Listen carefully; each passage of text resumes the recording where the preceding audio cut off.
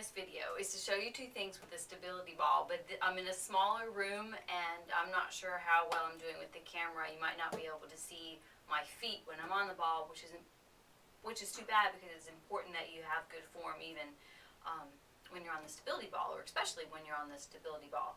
The two things I want to show you, I may have shown you before years ago, so we'll do it again, but I'm going to do them both in the same video. One is sitting on the ball and lifting your legs very slowly, one at a time, to engage your core. Don't do it fast. I know that I made the video before and told you that. Some people do it really fast like they're marching, and that's wrong. That isn't the best way to do it. You won't engage your core as much. The other thing I want to show you is a back exercise where you take a dumbbell. This is a 10-pound one. And this is where you really need the good form, so that your legs are nice and firmly planted. You have a nice tabletop position, and then you're lifting the weight over your head with your shoulder blades on and your upper back on the ball. So the first one, hopefully I won't disappear when I stand up. The first one, you sit on the ball, and very slowly, I'll do this side for you. You lift one leg. Lift and maybe hold 3 seconds. 1, 2, 3, and down. Lift the other one. 1, 2, 3. And you have to use your core because you're going to shift. And the ball should be pumped so that definitely your knees don't want to be above your hips, so you don't want to be sinking too low. So this is about right. It's lost a little bit of air, could be better. Hold and down.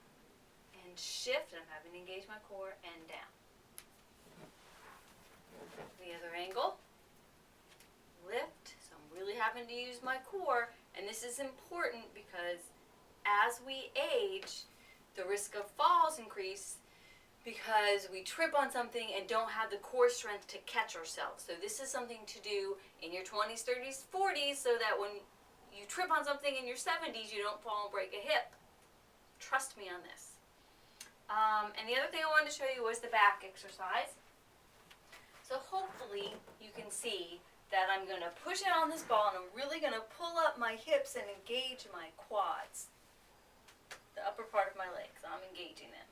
I'm even going to roll out so much, I think, as to lie my head on the ball. There we go. So my shoulders, upper back, and head are on the ball. This is a heavy one, but I'm working my back, so it's appropriate. And just reach down and pull up. And the whole time, I'm holding in my core, using my glutes and my quadriceps to keep myself from sagging. You don't want to sink there, so you're using all these muscles to keep you in a nice tabletop position. So you can do a few sets of 6 to 8 to 10 reps. That's how I work out. Some people prefer to do a lighter weight and more reps, like 10 to 15. To reaching out and pulling back up. Reaching down and pulling back up. And this will also engage your triceps, the back of your upper arm. Back and pull up. Come back on top of the ball. And there you go. So we worked the core this way, we worked the core lying on a tabletop position, and worked the back. Okay, Happy New Year!